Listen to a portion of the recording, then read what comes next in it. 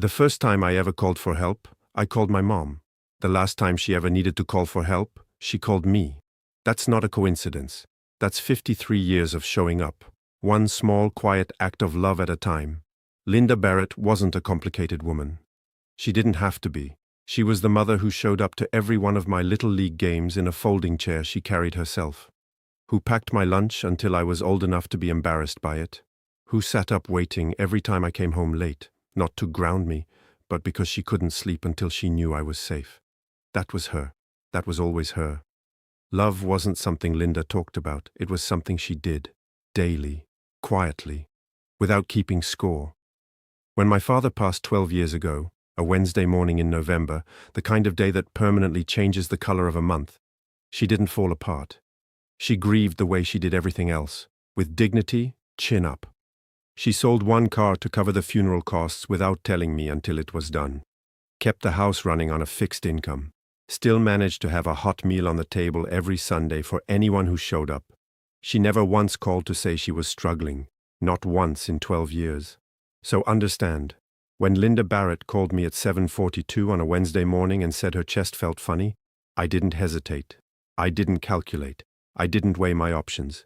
53 years of that woman's love doesn't produce a man who hesitates. It produces a man who moves, immediately, without question, without condition. What it doesn't prepare you for is the person standing between you and the door.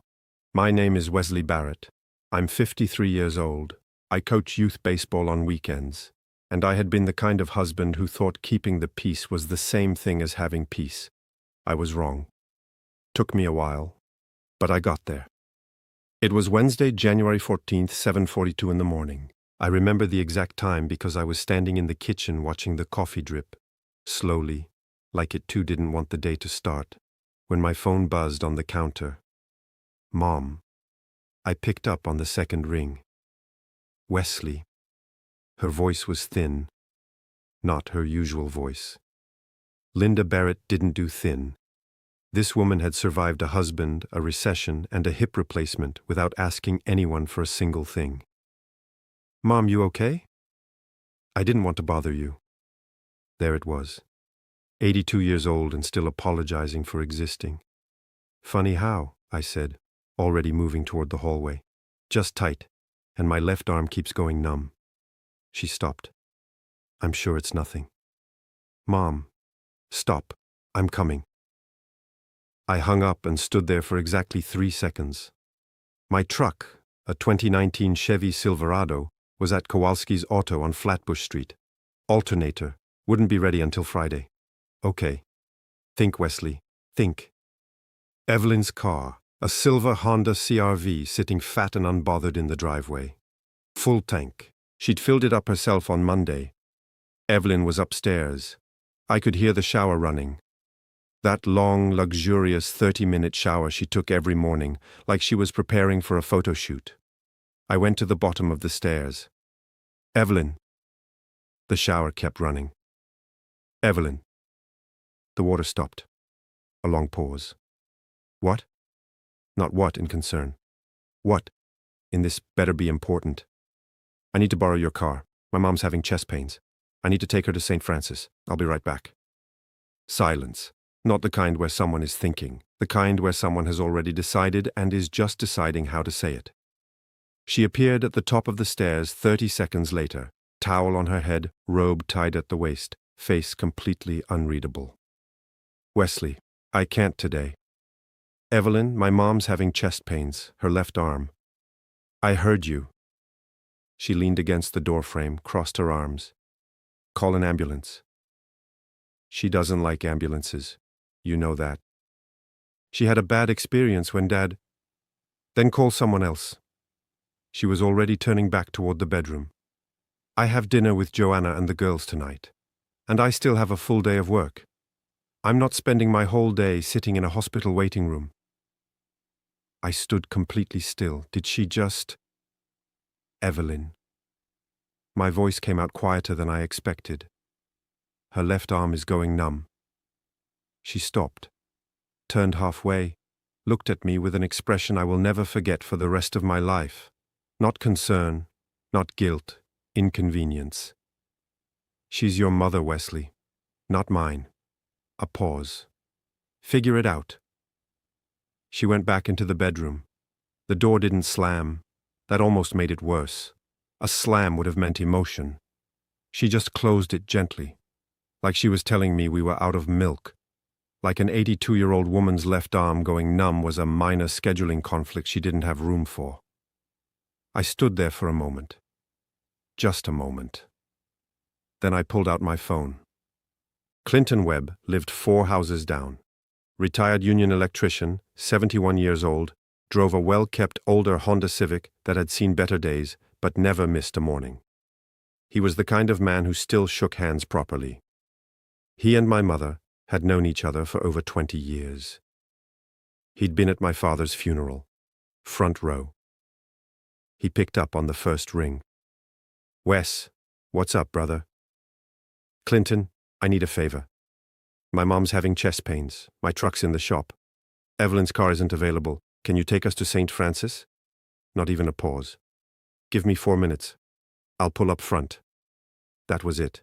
No negotiation, no conditions, no dinner plans to check. 4 minutes. I called Mom back immediately. "I'm coming, Mom. Clinton's driving. You don't need to do anything. Just unlock the front door and sit down. You hear me? Sit down." "Wesley, I really don't want to make a fuss." "Yes." Her voice Sit was down. thin. Linda Barrett A didn't small do sound, thin. almost a laugh. "Okay, baby." Clinton pulled up in 3 minutes and 40 seconds. I counted. The drive to St. Francis Hospital on Woodland Street took 9 minutes. Mom sat in the back with me, her small hand in both of mine, wearing her good blue coat like she was going somewhere important. Because she was. She kept apologizing the whole way there. "I'm sorry to drag you out, Clinton." "It's nothing. I was just watching the news anyway." "Was it anything good?" "Nothing ever is." She laughed. Actually laughed. And I looked out the window at the Hartford morning and felt 2 things at the exact same time. Gratitude for Clinton and something else. Something cold and quiet for Evelyn. I didn't examine it yet. I just let it sit there. St. Francis was busy for a Wednesday morning. We checked in at the ER at 8:27. A nurse named Beverly, broad shoulders, no nonsense, the kind of woman who'd seen everything twice, got Mom into a room within 15 minutes. The doctor on call was a tall man named Dr. Raymond Cole. Calm voice, deliberate hands. He didn't rush. "Mrs. Barrett, I want to run an EKG and check your enzyme levels. The symptoms you're describing, we don't ignore those at your age." Mom looked at me. Her eyes were asking me if she should be scared. "Do whatever he says, Mom," I told her. She nodded. Then she reached up and touched my face. "You came," she said simply, like she hadn't been completely sure I would. That nearly broke me. "Mom, I'll always come."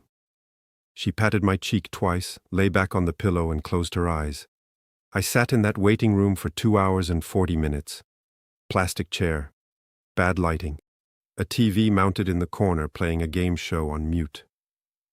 I drank the worst coffee of my life from a machine near the elevator and didn't taste a single sip.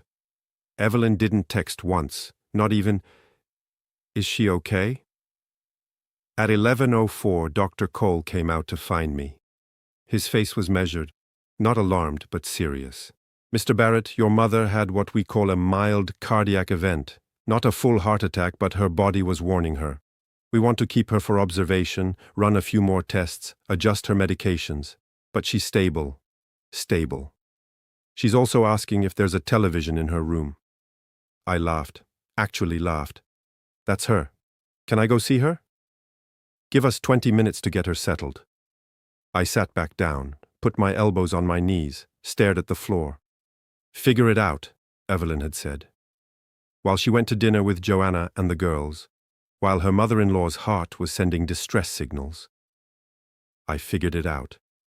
I pulled out my phone and called Clinton, who'd waited in the parking lot the entire time. "She's stable," I told him. "Thank God," he said. And he meant it. "Clinton, thank you." "Wes." His voice was firm, gentle. "That's what people do." I let that sentence sit in the air for a moment. Some people. I stayed with Mom until 4. We watched half a game show. with sound this time. And she beat me twice at a word game she made up on the spot involving hospital equipment and state capitals. She was sharper than me on her worst day. Always had been. At 3:47, just before I left, she took my hand again. Wesley, her voice had shifted. That thin morning voice was gone. This was her other voice, the one she used when she meant something. Yeah, Mom. Evelyn didn't come. It wasn't a question. I didn't answer right away. She had dinner plans. Just my name. That's all she needed. I looked at her. 82 years old. Blue coat folded neatly over the chair, eyes as clear as they'd ever been. She went to dinner, I said quietly, with her friends. The words landed in that hospital room like something dropped from a great height. Mom didn't gasp, didn't raise her voice, didn't say a single word about Evelyn Barrett. She just nodded slowly, looked toward the window. The afternoon light was hitting the Hartford skyline just right, gold and quiet and tired. She didn't say anything else, but I saw something move across her face. Something that looked a lot like a decision. I kissed her forehead at 4:02. Walked out of St. Francis Hospital into the cold Connecticut air. Clinton came back to pick me up. We drove home in comfortable silence. And somewhere on Blue Hills Avenue, with the oak leaves flying past the windshield like the world was shedding something it no longer needed, I realized I wasn't angry at Evelyn. I was done. Thursday, January 15th, 6:58 in the morning. I woke up before the alarm. That's how you know something's sitting on your chest that sleep couldn't move. I lay there on my side of the bed. The left side, always the left. 11 years, and I still slept like I was leaving room for someone who wanted to be there. And stared at the ceiling. Evelyn was still asleep. Figure it out. Hair spread across the She pillow. closed the door gently. No Breathing slam, slow no and emotion, even, just completely inconvenience. unbothered. The woman could sleep through a verdict. I got up quietly, went downstairs, made coffee, yes, with the loud machine. And no, I didn't feel bad about it. Not even slightly. She chose dinner over my mother's left arm going numb. She could survive the coffee machine. I sat at the kitchen table and watched the morning come through the window over the sink. My phone was face down. I flipped it over. No messages from St. Francis. No news was good news. At 7, I thought about Mom. About the way she'd looked in that hospital bed, small against the pillow, her good blue coat folded over the chair like she'd dressed up for the occasion of being sick. About the way she touched my face and said, "You came," like she hadn't been completely sure I would. 2 words, 82 years of love compressed into 2 words. And they nearly broke me all over again. She always came for me. Every single time, without question, without condition.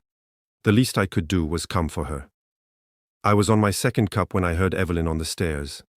She came into the kitchen in her robe, glanced at me, then at the coffee machine, then back at me. "You made coffee?"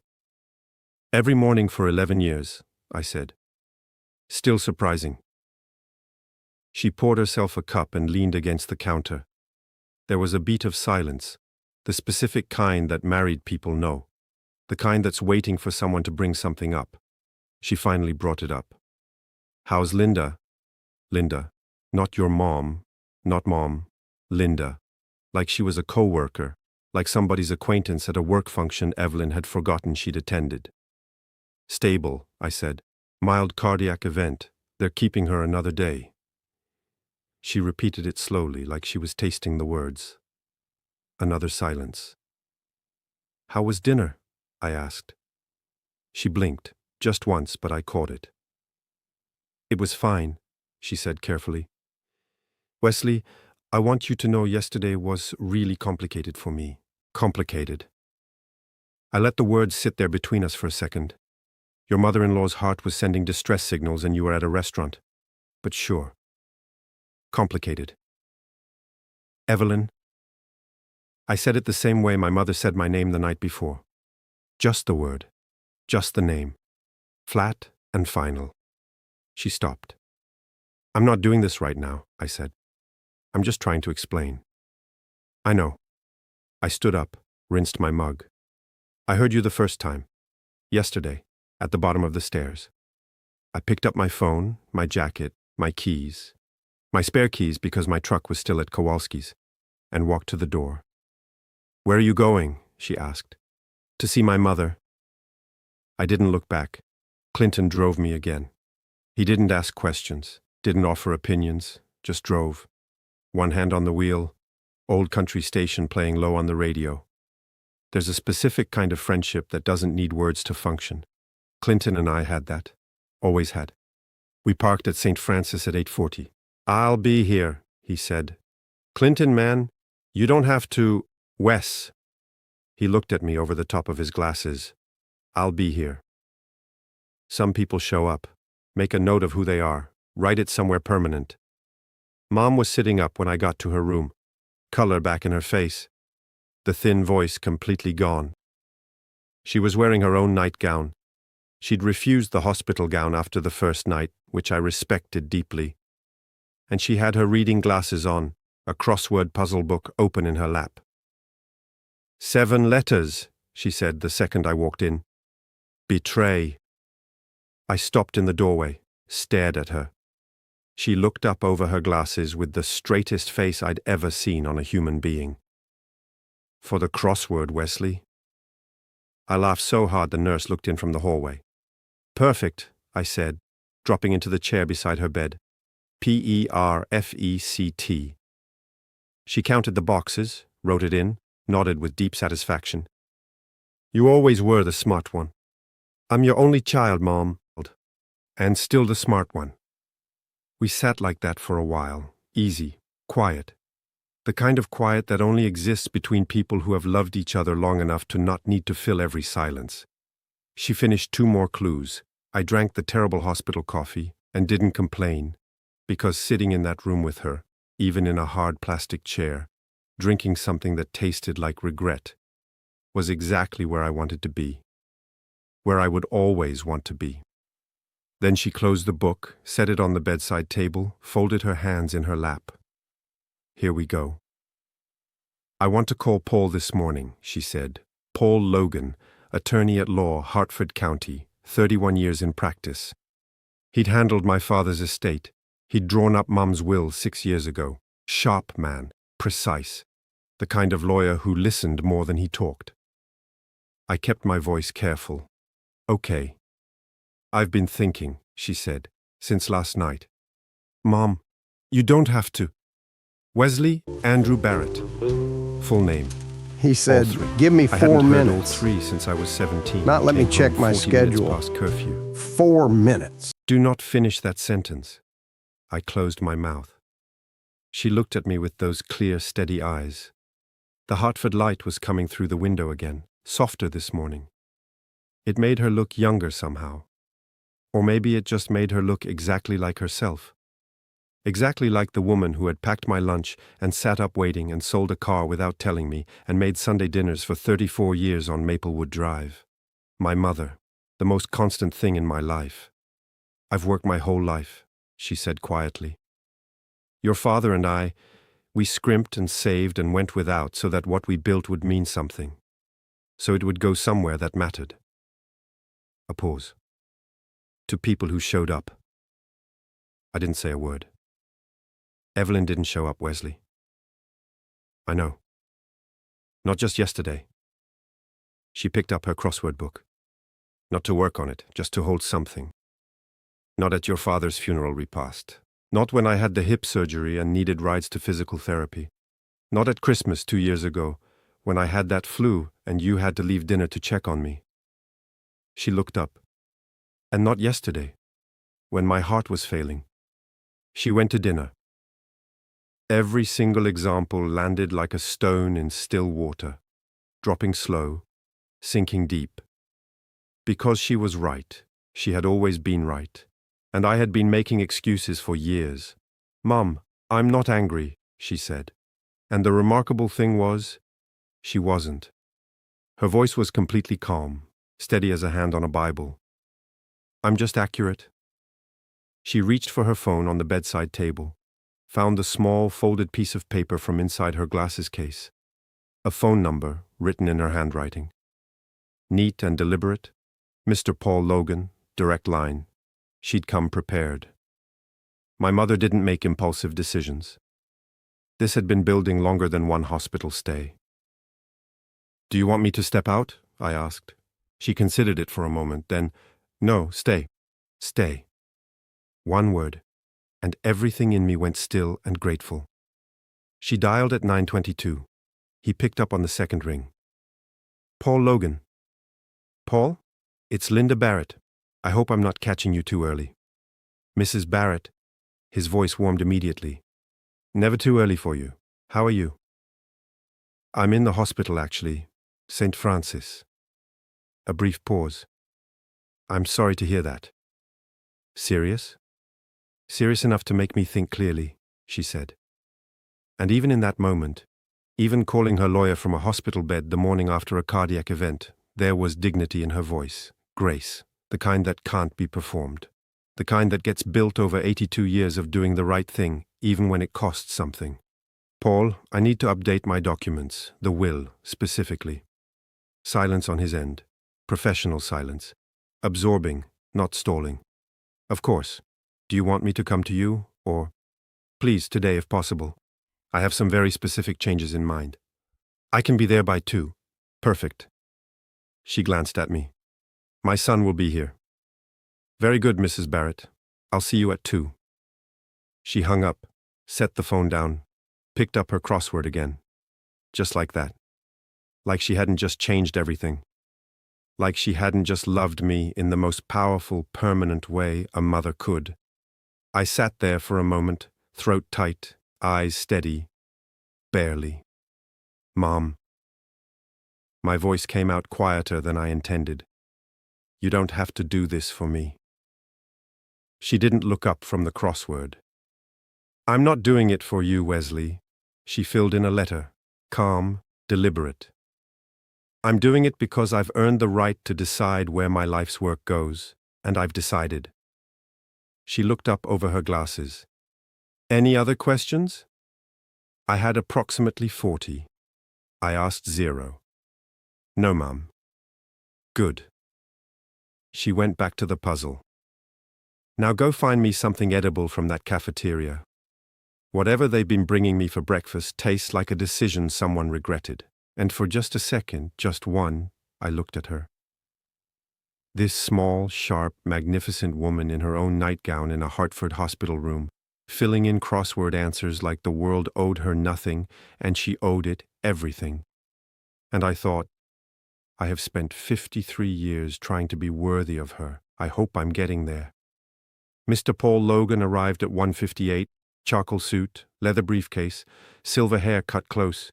He shook my hand firmly, nodded like a man who understood the weight of rooms, and sat down across from my mother with a yellow legal pad and a pen that probably cost more than my alternator. I sat in the corner, quiet, still a witness. The conversation between them lasted 47 minutes. Some things deserve their privacy. But I will tell you this. By the time Paul Logan clicked his pen closed and tucked his legal pad back into that briefcase, the document that Evelyn Barrett had been silently counting on for 11 years of marriage had been fundamentally, irrevocably, and legally rewritten. The house on Maplewood Drive that Mom owned outright, paid off in 2009. Wesley. The investment accounts my father had spent 30 years building. Wesley. The jewelry, the She didn't furniture, text once. the 1967 Ford Not Mustang even. that still ran Is she okay? perfectly and lived under a cover in her garage. The car my father had spent 4 years restoring with his own hands. The car that smelled like him on warm days when you opened the garage door. Wesley, and $20,000 earmarked specifically for the Hartford Animal Shelter on Brainard Road because Linda Barrett had volunteered there every third Saturday for 11 years, because that's the kind of woman she was. Evelyn's name appeared exactly 0 times. "Not my problem," someone had once said. Turns out, correct. When Logan stood to leave, he shook my hand again at the door. "Your mother," he said quietly, looking back at her across the room, already back to her crossword, already unbothered, already completely herself. is one of the sharpest people I've met in 31 years of practice. I looked at her too. Yeah, I said. I know. I've always known. I left the hospital at 4:30. Clinton was around to take me home. I got in, closed the door. He looked at me, read my face the way old friends do, not searching for information, just checking that you're still standing. Everything okay? Yeah, I said quietly. Everything's exactly the way it should be. He nodded. Put it in drive. We pulled out of St. Francis and headed back toward Asylum Avenue. My phone was in my pocket, silent. Evelyn hadn't called once all day. She had no idea, absolutely no idea, but she would. Friday, January 16th, 8:14 in the morning, in the E. I was at Kowalski's Auto on Flatbush Street when it started. My truck was finally ready. New alternator. Oil change. Danny Kowalski threw in because our kids had played Little League together and that's what neighbors did. And a fresh set of wiper blades I hadn't asked for. I was standing at the counter signing the invoice when my phone buzzed. Evelyn. I let it ring. Not out of strategy. Not yet. I just didn't have anything to say. Nothing that would land the way it needed to. Not yet. I slid the phone back into my jacket, finished signing, shook Danny's hand, and walked out into the Hartford morning. The air was sharp and cold and completely honest. I started the engine, let it warm up, sat there watching my breath fog the windshield, and thought about Mom. About bringing her home to Maplewood Drive, where she belonged. About getting her settled in her kitchen with her tea and her crossword, and her dignity fully intact. That's what today was about, not Evelyn, not the calls, not any of it. Today was about bringing my mother home.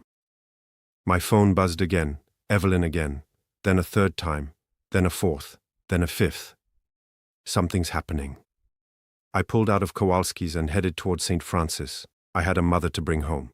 She was ready when I got there. 8:53, blue coat, small overnight bag packed neatly, Beverly the nurse walking beside her, and another nurse holding the mandatory wheelchair, hospital policy, completely non-negotiable. Mom had already argued and lost with characteristic grace. She stood up from the wheelchair the second she cleared the automatic doors. I can walk to my son's truck, she announced to no one in particular and everyone within earshot. I had a cardiac event, not a personality removal. Beverly laughed.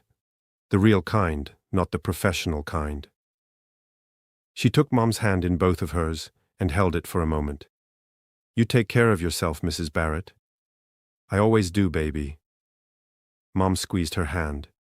You're a good one. Don't let anybody tell you different. Beverly pressed her lips together, looked like she was fighting something. Then she nodded and stepped back. Even in a hospital gown, metaphorically speaking, my mother left people better than she found them. I held the passenger door open. She climbed in slowly, carefully, but independently, which mattered to her more than any medication, any instruction, any doctor's order. Her independence was the last thing she'd surrender, and we both knew it. I closed the door, walked around, got in. She looked at my phone, sitting face up in the cup holder, lighting up every 30 seconds. Evelyn, Evelyn, Evelyn. 11 missed calls before 9 in the morning. Mom said nothing, just put on her seatbelt and smiled faintly out the window, like someone who had made a decision and was completely at peace with it. I got her home to Maplewood Drive first. The white colonial with the green shutters sat quiet and familiar at the end of the block. The house where I'd learned to ride a bike in the driveway, where I'd done homework at the kitchen table, where my father had built a life brick by careful brick and left it standing when he went. The oak tree in the front yard had dropped most of its leaves, the porch was swept clean, the welcome mat said home in faded letters that had been there so long neither of us noticed it anymore. But I noticed it today. I got her inside, made her tea. The specific kind, chamomile, bag steeped for exactly 4 minutes, because she told me once and I'd never forgotten. Checked the thermostat, checked the refrigerator, went through the new medications from Dr. Cole one by one, reading the labels out loud while she listened with her hands wrapped around her mug. Wesley. This one's for blood pressure. Twice a day with food. She was watching me from across the kitchen table. The table where she'd made every birthday cake. Where she'd helped me with algebra. Where she'd sat the morning after my father died and held my hand without saying a single word. Because some things don't need words. Sit down, she said softly. I sat. 7 letters, betray. She reached I laughed. across the She table and didn't. covered my hand with both of hers. Her hands were small, warm, the hands that had packed my lunch and buttoned my coat and waved from the bleachers and held mine in the back seat of Clinton's truck on the way to the hospital 2 days ago. These hands had been showing up for me for 53 years. I need you to hear me, she said. I'm listening, Mom. What I did, the will, I didn't do it to punish Evelyn. Her eyes were steady, clear, no anger in them, no bitterness, just truth. The way she always delivered it, plain and warm and completely unmovable. I did it because it was right. Because your father and I built something together, and it belongs with someone who understands what building something together actually means. She squeezed my hand once. You understand that? I did. I understood it in my bones. And Wesley. Her voice dropped just slightly, not softer, more deliberate. I need you to think about your life, not about the money, not about any of this. She gestured vaguely at nothing, at everything. About whether you are happy, about whether you are loved the way you deserve to be loved. She looked at me for a long moment. Because you have been showing up alone for a very long time, baby. And a man like you, a man who shows up, deserves someone standing next to him when he does. The kitchen was absolutely still. Outside on Maplewood Drive, a car passed slowly. The refrigerator hummed. Somewhere down the block, a dog barked twice and went quiet. Everything she said was true. Every single word. My throat tightened. My eyes burned just slightly at the corners. I didn't look away from her. Yeah, I said, and my voice came out rough and quiet and completely honest. I know, Mom. She nodded once, slowly, like that was exactly what she needed to hear. Then she patted my hand twice, the same way she'd patted my cheek in the hospital room 2 days ago, and released it. Good. She picked up her tea, took a sip, set it back down. Now, are you going to answer that phone or not? My phone was buzzing on the table between us. Evelyn, call number 29.